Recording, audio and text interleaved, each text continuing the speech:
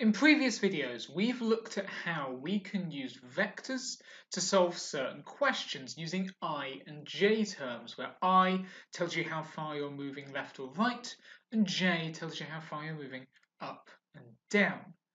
Now, if you haven't seen those videos or you feel like you should maybe brush them a bit more, I would suggest you watch those first, because we are going to be building upon the concepts presented in those videos as we now move on to vectors in kinematics. Of course, we are going to mention them anyway in passing, but that is not going to be the focus of this today.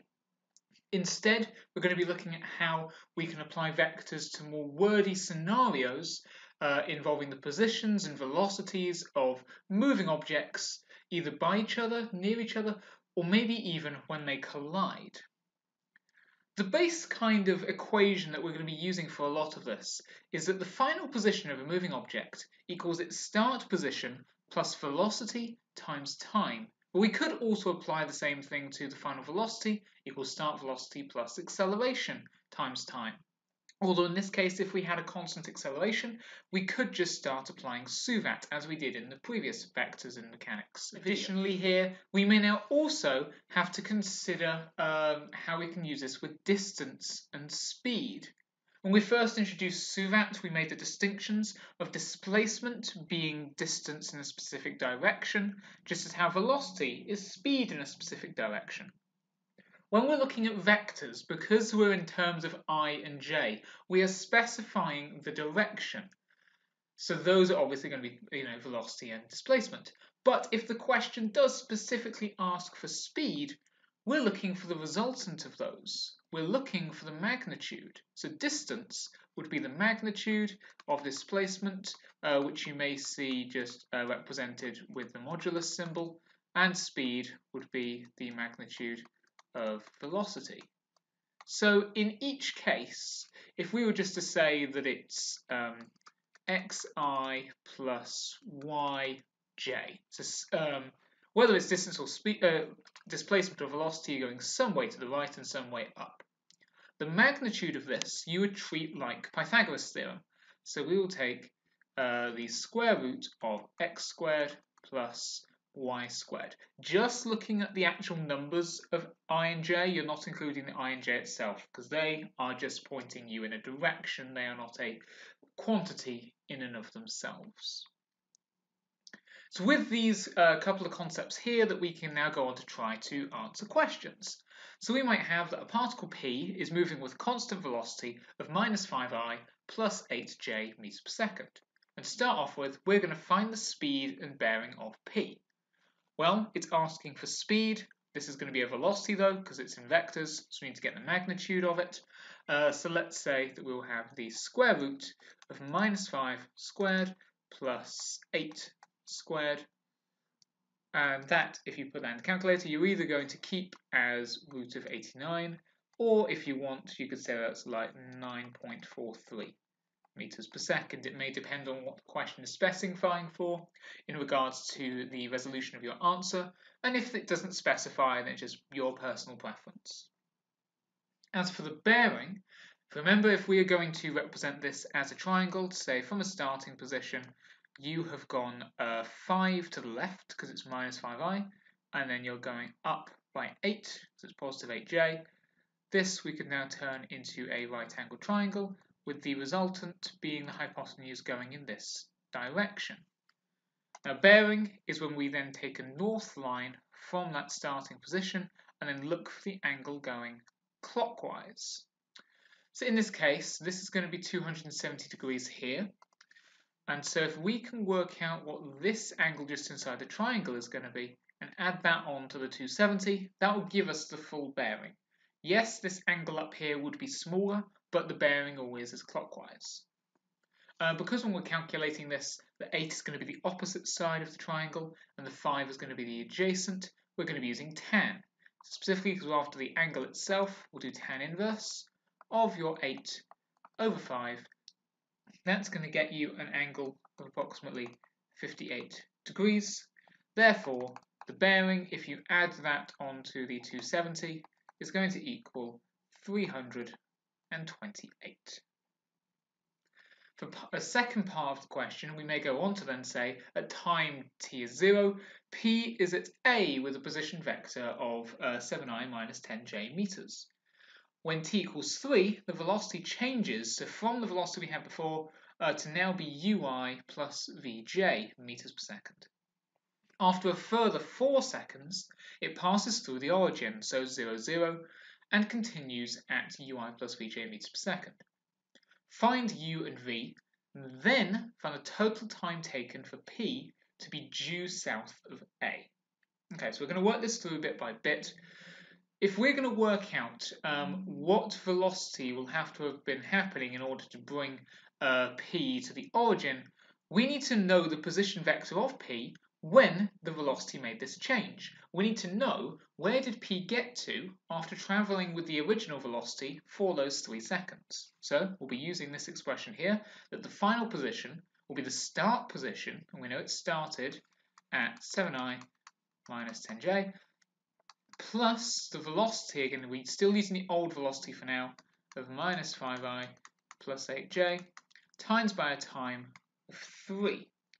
Well, here, if we were just to collect the I terms together, you have 7i here, and then minus 15 if you times it out with the 3 on the outside of the bracket. So 7 minus 15, lots of I. And then for the j's, you've got minus 10, and then 8 times 3 will be 24, so plus 24j. Together, therefore, this would mean a position vector of minus 8i plus 14j. Now that we know that this is where it was after 3 seconds, we can now shift over to the fact that at this time it changed its velocity. After 4 seconds of that velocity, it came to the origin. So this is now our new starting position. So we're now starting from the minus 8i plus 14j, and you'll add on to that this velocity that we don't know of ui plus vj, but we do know that the time that this velocity is applied for is 4. And we know that this brought it to the origin, that it brought it to 0i plus 0j. Therefore, if we just look at the I terms, we can say that minus 8 plus 4u, once you've expanded out the brackets, must be the same as this coefficient of 0 here. Therefore, 4u is going to equal 8. Therefore, u is going to equal 2. Then, comparing the j's, you've got your 14 plus your 4v must equal, again, 0. Therefore, 4v is going to equal minus 14. Therefore, v will equal minus 3.5. Now that we have your u and your v, you then just have the final bit here of working out the total time taken for p to be due south of A. If you're due south, that means that your x-coordinate is going to be, well, your I, in this case, the I vector is going to be the same as it was for the original A. It's just that the j coordinate is going to be less, and we know it's going to be below it somewhere. So to start off with, we could say that it's definitely going to end at 7i, then it'll just be minus some other j, let's just say that z, j, and that is going to be the result of this previous position vector, which is going to just be your 0i plus 0j, because as I say, we just focus on how it moves on from the origin, plus this velocity, which we can now say the u is 2, so 2i minus the 3.5j for an amount of time that we don't know. Well, while we obviously can't comment on how far down it goes, we can compare the i's. So we can say that this 7 here must be the same as, well, the 0 does nothing for us, so we're just going to say that's 2t.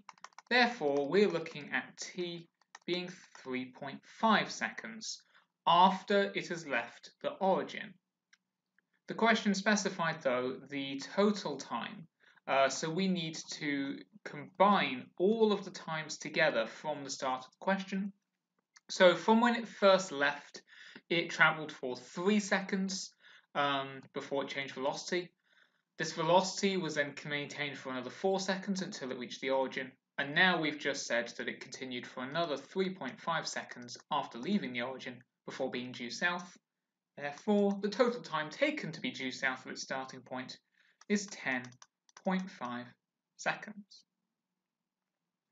Okay, if we're happy with that, and we can see how we can apply either these kind of equations here or the magnitudes of certain values to take out the relevant information from a given described scenario to find missing values, let's just see how you might get along with an example your own.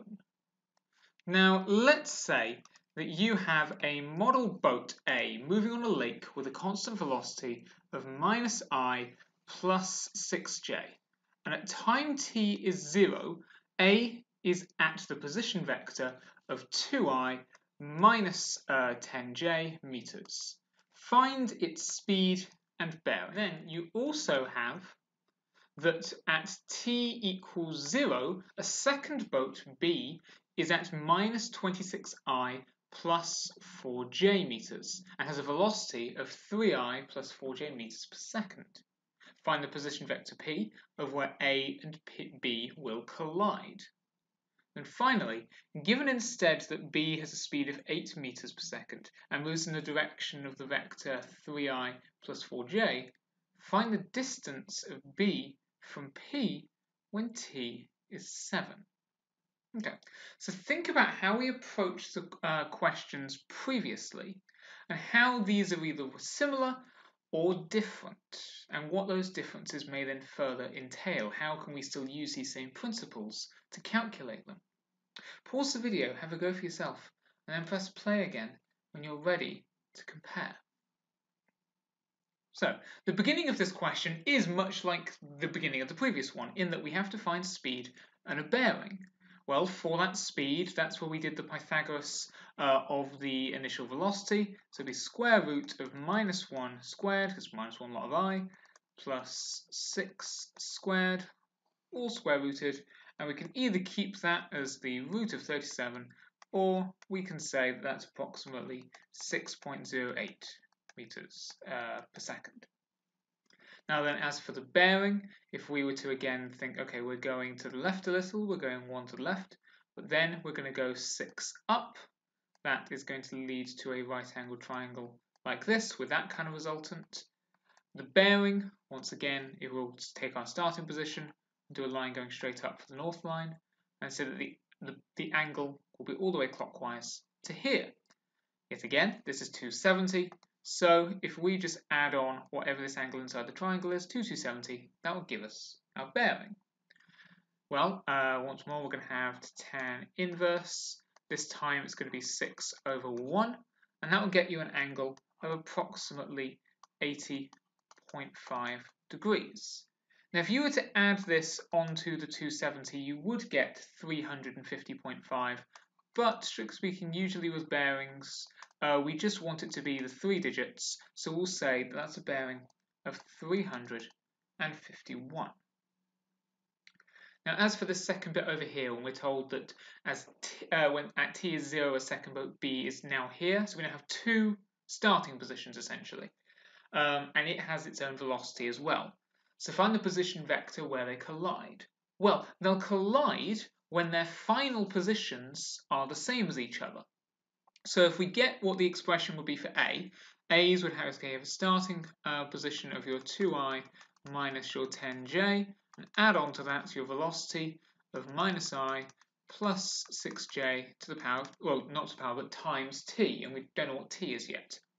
But we do know that that will then be equal to B's starting position of -26I plus 4j plus its velocity of 3I plus 4j times by that same t, because they have to be at that position at the same time as well. Well, looking at either your I or your j, it doesn't really matter which, I'm just going to pick I, we can say that this 2 here minus t, because that -1 times t here in the expansion, that must give the same coefficient as I as the -26 add 3t from the other side. We're arranging this, you'd add this t over here to get 4t, add the 26 over here to get 28, so 4t equals 28, therefore t is going to equal 7 seconds. Well, now that we know the time at which they'll collide, we can put that back into either one of these expressions. It really doesn't make a difference which. So what you'll end up with is a position vector of collision of minus 5i plus 32j from having 2 minus 7i here, so 2 minus 7 will be the minus 5, and then here the minus 10 plus, or 6 lots of 7 is 42, so minus 10 and 42 is 7. If you it is, sorry, 32. And if you did just want to double check, we can say that the minus 26 add 3 lots of 7, well 3 lots of 7 is 21, minus 26 add 21 is minus 5, and the 4 add the 4 times 7, well 4 times 7 is 28, 4 add 28, yep, once again 32. So minus 5i plus 32j is indeed the position vector of where they would collide. That is if they were to continue on their current course. The last part of the question here tells us that they won't, however. So now B instead has a speed of 8 meters per second and moves in the direction of the vector 3i plus 4j. Now find the distance of B from P when t is 7. To be clear, this is in the direction of the vector. That is not saying it has this velocity vector itself. It's parallel to this. It's a multiple of this. So let's say that in fact the velocity vector would be x lots of the 3i plus 4j, right? Some multiple of it. We know that because of the speed is 8, that the magnitude of this will be 8. Therefore, the square root of 3x squared, if you were to times it out, plus 4x squared, well, that would be the square root of 25x squared in total, which is just going to be 5 here, and we're told that that equals 8. Therefore, our x equals 8 over 5. It's that fraction times this vector here. Well, now that we know that, we can now start to create a position vector expression for B when t is 7, and when we know where it is after t seconds, we can then get the distance from it to P. So, if we start off with the same starting position here, so it's once again going to start at minus 26i plus 4j, but this time we know that its velocity is going to be 3 times the 8/5, which we could just say is 24 over 5i, plus 4 times that same fraction, or 32 over 5j, times by a t of 7. Well, just to simplify this, if you were to do some minus 26 add 7 times 24 over 5, that would give you 7.6i, and then 4 add 32 over 5 times 7, that's going to give you 48.8j. That is the position vector after 7 seconds with the new situation. To get the distance between this position vector and P, therefore, we're once again going to do Pythagoras. However, here we're going to need the difference in the I terms and the difference in the j terms. So we're comparing this down here to our previous example up here. So for the i's, the difference will be 7.6 minus 5 squared, and add the 48.8 minus 32 squared. Just shove that all in your calculator, and you will get a distance of 21 meters. Okay. If we're clear with that, and again we're happy with what we're doing with these kind of equations here, it's at this stage that we'll now move on to the other kind of vectors in kinematics that we're going to look at in this video. And this is where, instead of having constant velocities or constant accelerations, you're going to have variable acceleration.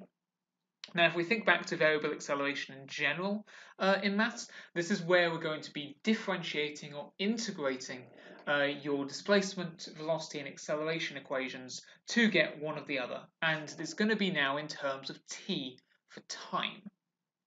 Or also remember with these next questions is that we can have column vectors as well as I and j vectors, where the top number here is going to tell us the equivalent of the I, how much you're moving left and right, and the bottom is the equivalent of the j, how much you're going up and down.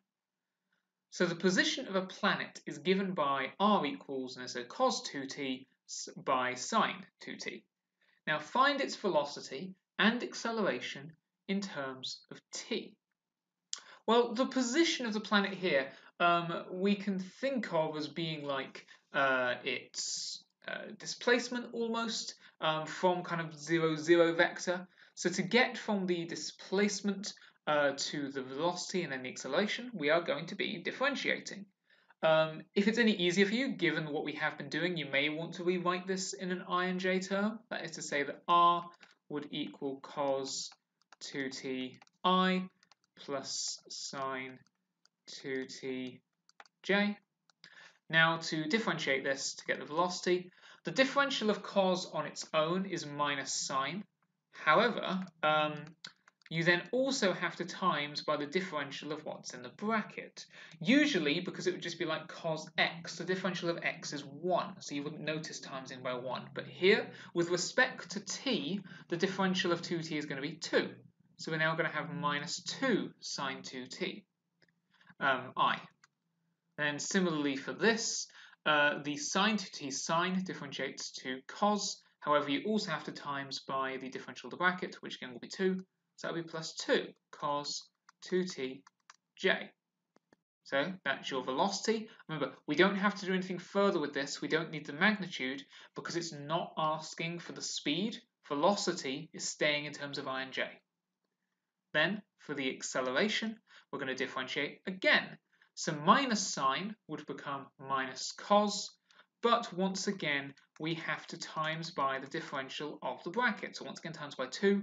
So that's now going to compound at the front to become 4. So minus 4 cos 2t I. And then the cos here, as before, is going to become minus sine. So that'll be minus sine of 2t, but timesing by the differential of the bracket now makes that 4 here. Well, now that we have these expressions for the velocity and acceleration in terms of I and j and in terms of t, show that a equals minus 4r and find its magnitude.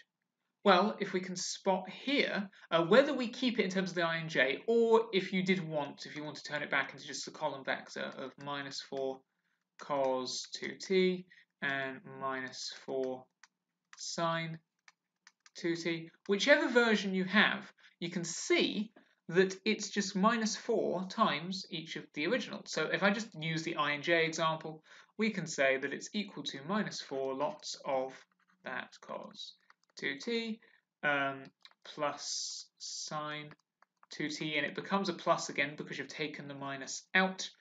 And now you just want to compare, okay, so cos 2t sine plus sine 2t, that was what the original r was, and we've just taken out this constant factor of minus 4, making it that multiple of it. A is therefore minus 4r.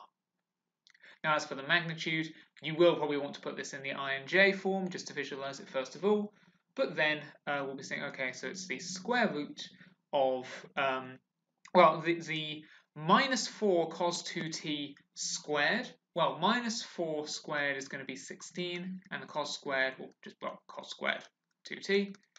And then you'll add to that, again, the minus 4 squared is going to become 16, and the sine being squared is just sine squared 2t here. Well, from our trigonomic identities, if you were just to factorize 16 out for a second and say instead that 16 lots of the cos squared plus sine squared, cos squared plus sine squared is just the same as 1, so long as the thing in the bracket is the same. So really this is just the square root of 16 times 1, which is just 16, and the root of 16 we could get as plus or minus 4 meters per second squared. Now the reason why we're going to have both plus and minus accelerations here is going to become clear in a second when we sketch the trajectory of the planet, showing the arrows for V and A. Well, let's say that we had the planet starting here. The initial velocity, if we're looking at this expression here, so initial means that t is going to be 0. So in terms of your I direction, well, minus 2 sine 0 is 0, so minus 2 times 0 is 0. There is nothing in the I direction. However, for the cos, 2 times 0 is 0, but cos of 0 is 1, so it's 2. So basically, you have an initial velocity of 2 coming straight up here. But then kind of conversely, for the acceleration, in terms of the I when t is 0, now that's going to be, the cos of 0 is 1, times minus 4 is minus 4i. So we're going to have an acceleration of 4 to the left. And then here with the sign of 0 is going to be 0, so that term disappears. So your A is now in turn an arrow that's going to the left. What's going to happen here, therefore, is you're going to end up creating a circular path, which is what you would expect for the trajectory of a planet, because it's going to be orbiting around a sun. If you do physics, you may recognize this in terms of your circular motion kind of diagrams. You're accelerating towards the center of the circle, but your velocity is tangential to it. Either way, again, this is just explaining what we was having a second ago. The reason why there's plus and minus for the acceleration is it just depends. Once this planet has gone around its trajectory, because it's going to then be moving in the opposite direction or accelerating in the opposite direction to when it started, we're going to have just kind of this polar opposites, but still always the magnitude is going to be 4. Again, this is just your other type of vector questioning where we may just need to be doing this differentiating and integrating before applying it to any other kind of element of the question here. And again, you have the column vectors, which you can just treat as I and j if you prefer, because that is what we have been doing. With that in mind then, if we just turn our attention to the right-hand side of the screen for your final question for this video. At time t seconds, a 2 kilogram particle experiences a force F newtons, where F equals 84t plus 6 minus 12t squared. Find the acceleration in terms of t, and then, given that the particle is initially at rest, find the position of the particle in terms of t, followed by the particle's velocity when t is 1. So you're going to want to consider some other kinds of equations that we have in mechanics that we haven't touched upon yet with the vectors in this question, but then still follow through with those same other principles I was just mentioning. So pause the video, have a go for yourself, and then press play again when you're ready to compare. Okay, so here we have mention of a mass and a force, and we're after acceleration. Well, for this, we're going to be referring to the equation F equals ma, or more pertinently, in our case, A equals F over m. So, if we were just to divide all of this by 2, you would end up with A having the expression of 4-2t plus 3 minus 6t squared, meters per second squared. Because you're simply going to divide each of these numbers by 2. Again, you would have found the same thing if you had turned them into I and j expressions. Then, for the position of the particle in terms of t, we're going to be again thinking of the equivalent of displacement essentially, so the position relative to 0, 0. We have acceleration. Well, we're going to have to integrate to get to our displacement. Integrating first, though, is just going to get us v. So here, if you were to integrate the t, that would become t squared, but then you divide by a half. So once again, you divide by 2 or times by a half. So well, once again, going to be dividing both of these numbers in the vector by 2. So that's going to become 2, 1. And then similarly here, this t squared is going to become t cubed, at which point you will divide both of these numbers by 3, making it 1 and minus 2, t cubed. Now, you should have a plus c here because it's an indefinite integral. However, because we're told that the particle is initially at rest, because it's initially, t is going to be zeros, and because it's at rest, v is 0. Therefore, you would end up with c being 0 itself as well, so we don't really need to acknowledge it. So we can now integrate once again for our displacement, for the position. Now, this t squared is now going to integrate to become your t cubed, but to now divide by 3, that's going to end up with 2/3 and 1/3 t cubed. As for this here, that's now going to become t to the power 4. So you're going to divide each of these by 4, so that's going to be 1/4 and minus a half. and this time again we're going to have to put a plus c, but now because we don't know the starting position, unless you're going to say potentially that the position was 0 to begin with, I don't know. Either way, let's just say for now it's a plus c. If the question had gone on to mention if it was relative to the origin at a certain beginning time, we could work out what c is, but for now we could just leave it as that. To wrap up then, find the particle's velocity when t is 1. Okay, we'll now go back to the velocity expression. So we'll simply say that v equals 2, 1 lots of 1 squared plus 1 minus 2 of 1 cubed. So in other words, you basically just have these two vectors added together. So the 2, 1 added to the 1 minus 2. That would give you an overall vector here of 3 minus 1 meters per second.